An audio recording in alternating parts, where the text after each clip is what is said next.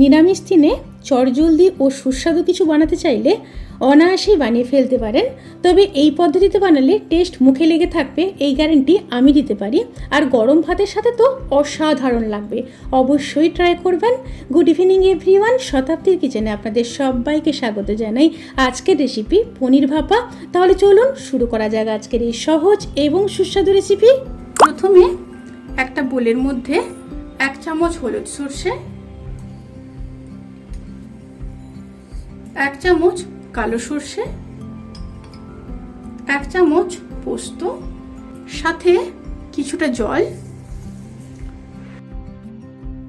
দিয়ে আধ ঘন্টা জলে ভিজিয়ে রাখবো। এবার একটা মিক্সিং বোলের মধ্যে জল থেকে ছেঁকে তুলে রাখা সর্ষে পোস্ত দিয়ে দিলাম, সাথে দিয়ে দিলাম 2টো কাঁচা লঙ্কা আর খুব সামান্য লবণ। অল্প অল্প জল দিয়ে একটা স্মুথ পেস্ট রেডি করে নেব। এবার একটা ফ্রাইং প্যানের মধ্যে সামান্য সর্ষের তেল দিয়ে দেব।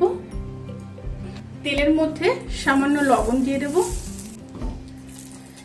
দিয়ে পনিরগুলোকে ভেজে নেব। এখানে পনির আছে 250 গ্রাম।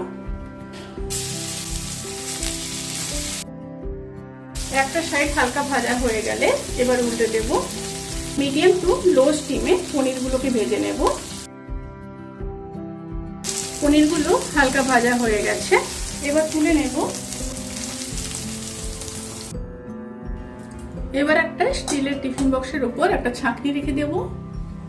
ছাঁকনির মধ্যে পেস্ট করে রাখা সর্ষে পোস্ত দিয়ে দেব। মশলা ধোয়া জলটা দিয়ে দিলাম, দিয়ে এবার খুব ভালোভাবে ছেঁকে নেব। এই রেসিপির ক্ষেত্রে কিন্তু অতি অবশ্যই সর্ষে পোস্তটাকে ছেঁকে দেবেন, তাহলে কিন্তু একদমই তেতো হবে না। আর আমি যেই পদ্ধতিতে বানাচ্ছি সেই পদ্ধতিতে বানিয়ে দেখুন, অবশ্যই ভালো লাগবে। মশলাটা খুব ভালোভাবে ছেঁকে নিয়েছি, এই খোসাগুলো কিন্তু ফেলে দেব। এবার দিয়ে দেব পরিমাণ মতো লবণ। লবণটা অবশ্যই বুঝে দেবেন। টেস্ট ব্যালেন্স করার জন্য দিয়ে দেব 1/2 চামচ চিনি, অবশ্যই দিতে হবে। 1/2 চামচ হলুদ গুঁড়ো, 1/2 চামচ কাশ্মীরি লঙ্কার গুঁড়ো, 3 চামচ নারকেল বাটা, 3 চামচ টক দই, 2টো চেরা কাঁচা লঙ্কা। খুব ভালোভাবে মিশিয়ে নেব।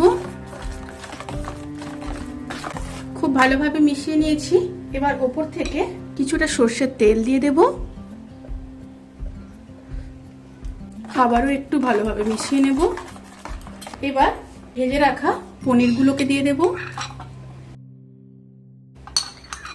পনিরগুলো দিয়ে আবারও খুব ভালোভাবে মিশিয়ে নেব। ওপর থেকে আরো 2টো চেরা কাঁচা লঙ্কা দিয়ে দিলাম। এবার বক্সের মুখটা বন্ধ করে দেব। এবার একটা কড়াইতে জল নিয়ে নিয়েছি, জলটা ফুটে আসা পর্যন্ত অপেক্ষা করব। জলটা ফুটে এলে এবার স্টিমটাকে একদম লোতে করে টিফিন বক্সটাকে বসিয়ে দেব, খুবই সাবধানে। এবার লো টু মিডিয়াম স্টিমে ঢাকা দিয়ে 20 থেকে 25 মিনিট হতে দেব। ভাপা কিন্তু সার্ভ করার জন্য একদম রেডি। 20 থেকে 25 মিনিট পরে গ্যাসের ফ্লেমটাকে অফ করে দিয়েছিলাম। দেখুন কালারটা কত ভালো এসছে, অবশ্যই কিন্তু ট্রাই করবেন। রেসিপিটি কেমন লাগলো প্লিজ কমেন্ট করে জানাতে কিন্তু ভুলবেন না। যদি ভালো লেগে থাকে তাহলে সাবস্ক্রাইব করে পাশে থাকা বেল আইকন প্রেস করে নোটিফিকেশান অল করে রাখবেন, তাতে করে আমি যত রেসিপি দেব সমস্ত লিঙ্ক আপনাদের কাছে পৌঁছে যাবে। আপনারা সবাই ভালো থাকবেন, সুস্থ থাকবেন, সাবধানে থাকবেন। আজকের মতো এই পর্যন্ত, পরের ভিডিওর জন্য অপেক্ষা করুন। টাটা।